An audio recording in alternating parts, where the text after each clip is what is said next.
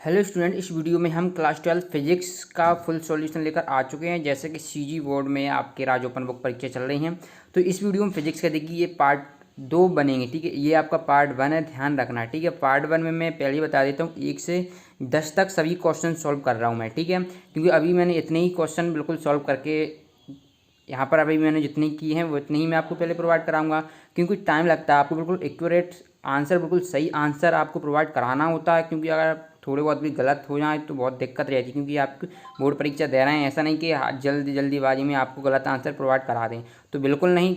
तो इस वीडियो में आपको देखिए यहाँ पर देख पा रहे होंगे, ये मैंने क्वेश्चन यहाँ पर लिखे हुए हैं, बस क्वेश्चन ऊपर नीचे हैं। ठीक है, तो मैं आपको बता दूंगा कौन सा क्वेश्चन किस नंबर का है। ठीक है, तो आपको क्या करना है, आपको कुछ नहीं करना, वीडियो को अंत तक वॉच करना है, तभी आपको क्वेश्चन का सीरियल क्रमांक समझ में आएगा। ओके, तो चलिए स्टार्ट से हम वीडियो को स्टार्ट करते हैं। अभी तक आपने और सब्जेक्ट के अगर नहीं देखे हैं तो आप चैनल पर जाकर देख सकते हैं, या फिर आपको लिंक मिल जाएगी डिस्क्रिप्शन बॉक्स में, वहाँ से जाकर भी आप अन्य वीडियो देख सकते हैं। जैसे कि हमने इंग्लिश, हिंदी, फिजिक्स की वैसे डाल दिया था पेपर, लेकिन पूरा सॉल्यूशन नहीं बताया था। ठीक है, तो चलिए वीडियो को स्टार्ट करते हैं। देखिए पहला क्वेश्चन है, आपको इसमें ऑब्जेक्टिव पूछे गए हैं। ठीक है, तो पहले का जो फर्स्ट क्वेश्चन का आ नंबर का है, तो पहले इसके में पहले का सा वाला आंसर हो जाएगा। तो इसका क्या है, किसी पिंड के, तो क्वेश्चन आपको क्या पूछा कि शून्य समय का अर्थ होता है। ठीक है, तो शून्य समय का अर्थ क्या होता है कि किसी पिंड के गति के अध्ययन का प्रारंभिक क्षण होता है। ओके, पर दूसरा क्वेश्चन है ऊर्जा का विमी सूत्र बताना है आपको। ऊर्जा क्या होता है, कार्य का ऐसा ही मात्रक होता है, और डब्ल्यू बराबर क्या होता है, कार्य बराबर बल इंटू विस्थापन होता है। ठीक है, और अब बल का आप जानते हैं क्या होता है, M1L1T-2 होता है, और विस्थापन ये दूरी है, तो L1 और जुड़ जाएगा तो क्या हो जाएगा, M1L2T-2 हो जाएगा। ओके, चलिए तीसरा क्वेश्चन आपको पूछा गया है कि आपको बल का ऐसा ही मात्रक बताना है। ठीक है, तो बल का ऐसा ही मात्रक न्यूटन होता है, आपको डाइन नहीं करना है। ठीक है, डाइन सीजीएस में होता है। नेक्स्ट क्वेश्चन की ओर बढ़ते हैं, तो नेक्स्ट क्वेश्चन है क्वेश्चन नंबर 4। तो आपको क्या सरल आवर्त गति करते कण की अधिकतम विस्थापन की स्थिति में स्थितिज ऊर्जा बताना है। ठीक है,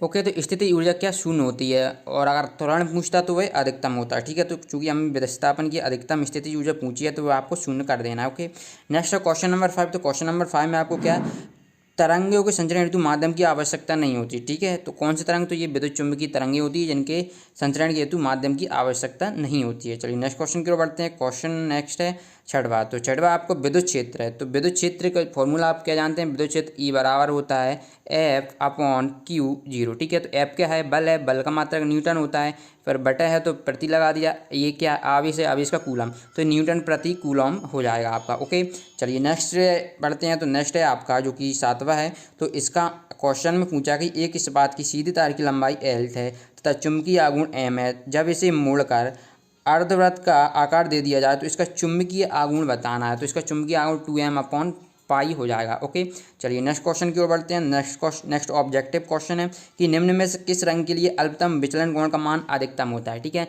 तो विचलन कोण का मान अधिकतम बैंगनी। डियर स्टूडेंट, स्टडी करते समय आपको किसी भी क्वेश्चन में डाउट आता है तो अब आपको टेंशन लेने की ज़रूरत नहीं है, क्योंकि फिलो ऐप लेके आ चुका है एक ऐसा फीचर जिसके माध्यम से आप किसी भी क्वेश्चन का तुरंत सॉल्यूशन पा सकते हैं। फिर चाहे वो क्वेश्चन आपके किसी भी क्लास का हो, किसी भी सब्जेक्ट का हो, आपको उसका तुरंत सॉल्यूशन मिलेगा। आपको कुछ नहीं करना है। आपका क्वेश्चन यदि ऑन पेपर है तो आप उसका फ़ोटो खींच के नेक्स्ट पे कर दीजिए, और या फिर आप उस क्वेश्चन को टाइप करके भी नेक्स्ट पे क्लिक कर सकते हैं। आप सिंपली अपना यहाँ क्वेश्चन लिखिए जो भी है। क्वेश्चन लिखने के बाद आप ये सब ऑप्शन सिलेक्ट कर लीजिए। एक्सपर्ट्स तुरंत लाइव आके विदिन 60 सेकंड्स में आपका आंसर देंगे। जी सर, नमस्ते। जो अपना इंटरनेट है उसका निर्माण किसने किया है? अमेरिका की एक संस्था थी, वही मुझे मतलब पूरा नाम तो याद नहीं, DOD करके थी, 1969। Thank you sir. डिस्क्रिप्शन में दिए हुए लिंक से आप ऐप को डाउनलोड कर सकते हैं और अपने सारे डाउट क्लियर कर सकते हैं। तो जाइए और डाउनलोड करिए। बैंगनी रंग के लिए होता है और सबसे कम किसके, लाल रंग के लिए होता है। तो हमें अधिकतम पूछा तो इसलिए बैंगनी कर दिया। ओके, चलिए नेक्स्ट क्वेश्चन की ओर बढ़ते हैं, जो कि आपका है पी प्रकार का अर्धचालक प्राप्त होता है। तो ये क्या, शुद्ध सिलिकॉन में गैलियम धातु को मिलाने से प्राप्त होता है। अगर आप इसकी ऑप्शन देखते हैं तो पहला ऑप्शन है शुद्ध सिलिकॉन में आर्सेनिक। जब आप आर्सेनिक का देखते हैं परमाणु क्रमांक इसके बातम कोश में 5 इलेक्ट्रॉन आते हैं, तो ये तो पर होगा नहीं, क्योंकि 5 तो जब मिलेगा जब N प्रकार का बनेगा, जबकि हमें तो क्या पी प्रकार का बनाना है। इसी प्रकार आपको क्या हो जाएगा, फिर जर्मेनियम में भी लास्ट में 5 आता है, ठीक है, और फास्फोरस में भी 5, यानी ये पंच संयोजी तत्व में, तो ये 3 ऑप्शन गलत हो जाएंगे और गैलियम आपका सही हो जाएगा। ओके, चलिए नेक्स्ट बढ़ते हैं। देखिए बहुत सारे आपको 1-2 ऐसे हैं कि आपको कोई गलत बता रहे हैं, लेकिन आपको यहाँ पर बिल्कुल एक्यूरेट वैल्यू बताई जा रही है, बिल्कुल सही आंसर है, तो इनको आप अपनी कॉपी में ज़रूर लिख लें। और ऐसी वीडियो चाहिए तो आपको वीडियो को क्या करना है, लाइक करना है, अपने दोस्तों के साथ अधिक से अधिक शेयर करना है और चैनल को सब्सक्राइब कर लेना। और मैं बता दूँ कि चैनल को सब्सक्राइब करना बिल्कुल फ्री होता है। ओके, चलिए तो लास्ट जो कि ऑब्जेक्टिव का क्वेश्चन है कि 1 AMU होता है, तो 1 AMU तो किसके इक्वल होता है, तो देखिए ग्राम में इसकी वैल्यू आती है 1.6 × 10⁻⁻19, ठीक है, ये ग्राम में आती है। कुछ लोगों ने ग्राम में बता दिया, जबकि ऑप्शन तो ग्राम में है ही नहीं, तो ऑप्शन किलोग्राम में, तो हमें किलोग्राम में वैल्यू ढूंढनी पड़ेगी, तो किलोग्राम में ये वाला सवाल ऑप्शन आपका करेक्ट हो जाएगा। ओके, तो इस प्रकार से आपका ये प्रश्न क्रमांक 1 का आ वाला क्लियर हुआ, ठीक है। चलिए अब हम देख लेते हैं प्रश्न क्रमांक 1 का बा में आपको क्या पूछा, रिक्त स्थान पूछे हैं, ठीक है।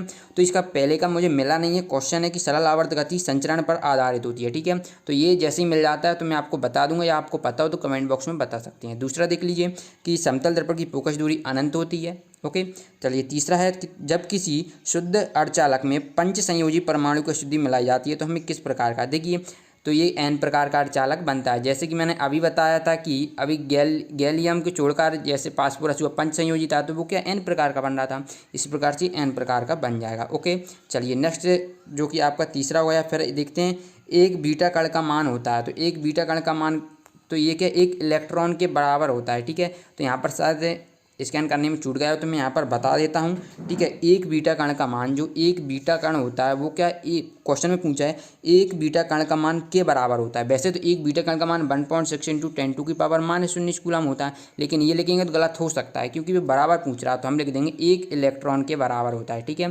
चाहे आप इस प्रकार लिख दें एक इलेक्ट्रॉन के बराबर होता है, ठीक है।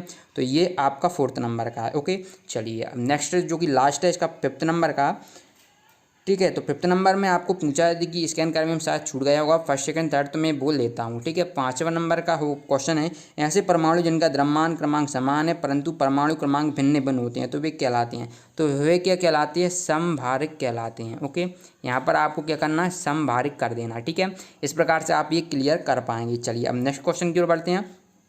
आपको वेग और चाल में कोई 2 अंतर लिखना है, ठीक है। ये आपका प्रश्न क्रमांक 2 है, जो कि प्रश्न 2 से 7 तक लघुत्तरीय प्रश्न है, ठीक है, और प्रत्येक प्रश्न 2 अंक पर आधारित है, ठीक है। तो चलिए प्रश्न क्रमांक 2 पर हम देख लेते हैं वेग और चाल में अंतर। गाइस तो आप देख पा रहे होंगे वेग और चाल में आपको अंतर क्वेश्चन में पूछा, बस अंतर आपको ये करना है कि वेग इस साइड करके लिखना पॉइंट और चाल इस साइड, ठीक है। यानी कि वेग आपको ये वाला पूरा पोर्शन है इस साइड लिखना है और ये वाला इस साइड, ठीक है, क्योंकि वेग और चाल में पूछा है, ठीक है। बात तो एक ही है, आप चाल वेग में लिख सकते हैं, लेकिन जैसा क्वेश्चन में पूछा है उसके अकॉर्डिंग लिखना है, ठीक है। तो क्या होता है चाल और वेग में अंतर, ठीक है, तो इस प्रकार से आप लिख पाएंगे। तो आप स्क्रीनशॉट ले लीजिए और ये लिख लीजिए अंतर वेग और चाल में, ठीक है। चलिए अब नेक्स्ट क्वेश्चन की ओर बढ़ते हैं। फिर इसके बाद प्रश्न क्रमांक 3 है। प्रश्न क्रमांक 3 में आपको पूछा कि एक लालटेन की बत्ती में मिट्टी का तेल लगातार किस प्रकार चलता है। तो जो एक लालटेन की बत्ती में मिट्टी का तेल लगातार पृष्ठ तनाव के कारण चलता है, ठीक है, चढ़ता है। ओके, तो इस प्रकार से आपका ये प्रश्न क्रमांक 3 का आंसर हो जाएगा। फिर इसके बाद क्वेश्चन नंबर 4 आता है गुप्त ऊष्मा किसे कहते हैं, ठीक है। तो गुप्त ऊष्मा आप यहाँ पर देख लीजिए, गुप्त ऊष्मा कुछ इस प्रकार से लिखने देना है आपको, यहाँ से यहाँ तक किसी पदार्थ की गुप्त ऊष्मा की वह मात्रा है जो उसमें इकाई मात्रा द्वारा अवस्था परिवर्तन के समय को अवशोषित की जाती है या मुक्त की जाती है, ठीक है। इतना ही लिखना है आपको, ये नहीं लिखना, ये कुछ ज़्यादा फालतू की चीज़ है, तो आपको ओनली इतना ही लिखना है, ठीक है। चलिए अब नेक्स्ट देख लेते हैं। नेक्स्ट क्वेश्चन आपको पूछा है कि न्यूमेरिकल है कि यदि 3 प्रतिरोध आपको क्रमशः 2 ओम 4 ओम और 5 एम में दिए हैं और इन्हें समांतर क्रम में जोड़ा तो उनका तुल्य प्रतिरोध आपको बताना है, ठीक है। तो चलिए मैंने न्यूमेरिकल वैल्यू यहाँ पर सॉल्व किया है, तो चलिए ये वह बता देता हूँ मैं आपको, ठीक है। तो जो कि आपका न्यूमेरिकल क्वेश्चन है, तो आपको पहले भाषा लिख लेना है, क्योंकि आपको अंक तभी मिलेंगे पूरे जब आप पूरी अच्छी तरीके से लिखेंगे, ठीक है। तो दिया है क्या कि माना 3 प्रतिरोध, ठीक है। वैसे तो हमें दिया, लेकिन हम मानकर लिखेंगे R1 R2 और R3 जो कि प्रतिरोध हैं, माना 3 प्रतिरोध हैं और इनका परिणामी जो तुल्य प्रतिरोध, परिणामी को हम तुल्य प्रतिरोध कहते हैं। क्वेश्चन में आपको तुल्य प्रतिरोध पूछा है, यानी कि परिणामी, ठीक है, R है। तो R1 बराबर 2 ओम दिया है, R2 बराबर 4 ओम, R3 बराबर 5 ओम, ठीक है। चलिए और इसको अंक सॉल्व करते हैं।